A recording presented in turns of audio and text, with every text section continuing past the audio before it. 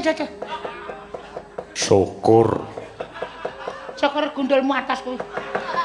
Panjenengan wong mlayu nabrak. Uwit kok disyukurke. Ayo sing dadi tuk sumbering kowe. Ora minggat tak idak dadi 8. Aja mati aku mati.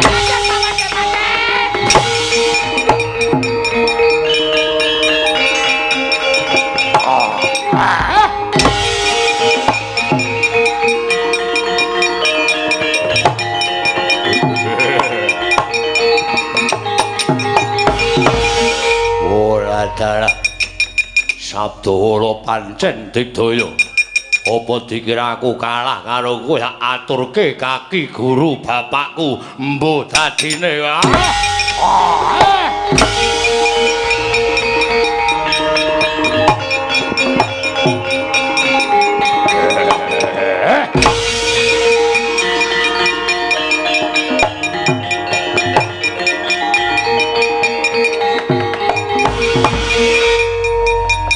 Melayu padha wedi karo aku.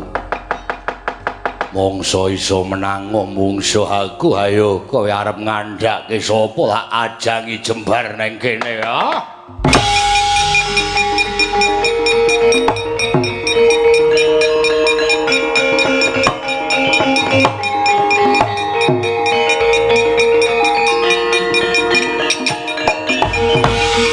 Wah, simbah yelok tenan.